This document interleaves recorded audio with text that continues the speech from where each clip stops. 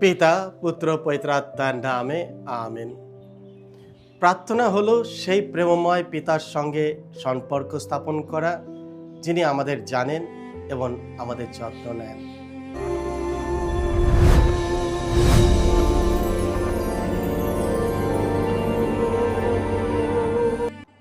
খ্রিস্টে আমার পরম প্রিয়জনেরা, আজ জুন মাসের 18 তারিখ, সাধারণকালের একাদশ সপ্তাহ, বৃহস্পতিবার। আর আজকের ডেলি মান্না ঈশ্বরের বাণী প্রতিদিন নেওয়া হয়েছে সাধু মতি রচিত মঙ্গল সমাচার থেকে 6 অধ্যায় 7 থেকে 15 পদ। এসো আমরা ভক্তিভাবে আজকের প্রভুর বাণীটি শুনি। কেমন করে প্রার্থনা করা উচিত? যিশু একদিন তার শিষ্যদের বললেন, প্রার্থনার সময় তোমরা বিধর্মীদের মতো অযথা বেশি কথা বলো না, কারণ তারা মনে করে যে কথার জোরেই তাদের প্রার্থনা পূর্ণ হবে। না, তাদের মতো হয়েও না, কারণ তোমরা কিছু চাইবার আগেই তোমাদের পরম পিতা জানেন তোমাদের কি কি প্রয়োজন আছে। তাই তোমাদের এই ধরনের প্রার্থনা করা উচিত। স্বর্গ বিরাজমান হে আমাদের পিতা, তোমার নাম পবিত্র বলে মান্য হোক, তোমার রাজ্য প্রতিষ্ঠিত হোক, তোমার ইচ্ছা স্বর্গে যেমন পূর্ণ হয় তেমনি মর্তেও পূর্ণ হোক। আজকের অন্ন আজই আমাদের দান করো, আমরা যেমন পরের অপরাধ ক্ষমা করি তেমনি তুমিও আমাদের অপরাধ ক্ষমা করো। আমাদের প্রলোভনে পড়তে দিও না, বরং সেই মহা অসতের হাত থেকে আমাদের রক্ষা করো। সত্যি তোমরা যদি পরের অপরাধ ক্ষমা করো, তাহলে স্বর্গে বিরাজমান তোমাদের পিতাও তোমাদের ক্ষমা করবেন। কিন্তু তোমরা যদি পরকে ক্ষমা না করো, তাহলে তোমাদের পিতাও তোমাদের অপরাধ ক্ষমা করবেন না। এই হলো প্রভু যিশুর মঙ্গল সমাচার। প্রভু যিশু তোমার মহিমা প্রচারিত হোক। যে প্রার্থনা হৃদয়কে পরিবর্তন করে।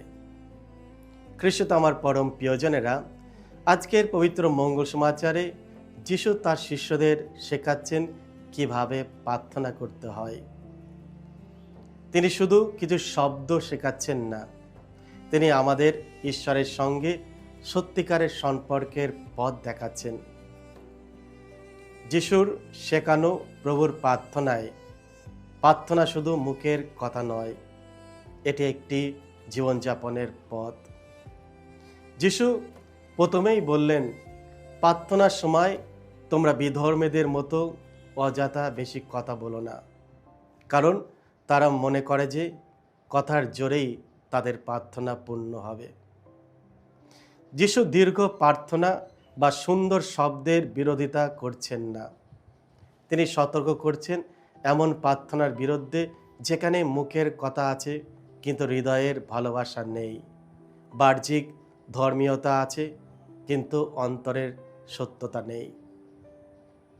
ঈশ্বর আমাদের কথার সংখ্যা দেখে মুগ্ধ হন না, তিনি আমাদের হৃদয়ের আন্তরিকতা দেখেন। প্রার্থনা ঈশ্বরকে আমাদের প্রয়োজন জানানো নয়, কারণ তোমরা কিছু চাইবার আগেই তোমাদের পরম পিতা জানেন তোমাদের কি কি প্রয়োজন আছে। প্রার্থনা হলো সেই প্রেমময় পিতার সঙ্গে সম্পর্ক স্থাপন করা, যিনি আমাদের জানেন এবং আমাদের যত্ন নেন। এরপর যিশু আমাদের সবচেয়ে সুন্দর প্রার্থনা শেখান এবং প্রথমে তিনি উল্লেখ করেন, স্বর্গে বিরাজমান হে আমাদের পিতা। লক্ষ্য করুন, যিশু বলেননি আমার পিতা, কিন্তু তিনি বললেন আমাদের পিতা। এর মাধ্যমে তিনি মনে করিয়ে দেন যে আমরা সবাই একে অপরের ভাই বোন। যে ব্যক্তি সত্যিকারভাবে প্রার্থনা করে সে অন্যদের দুঃখ কষ্টের প্রতি উদাসীন থাকতে পারে না। তোমার নাম পবিত্র বলে মান্য হোক। এই কথাগুলির মধ্য দিয়ে আমরা বুঝতে পারি যে আমাদের জীবনের কেন্দ্রবিন্দুতে ঈশ্বরকে রাখতে হবে। অনেক সময় আমরা নিজেদের ইচ্ছা, নিজেদের সাফল্য এবং নিজেদের চিন্তাকে প্রথমে স্থানে রাখি।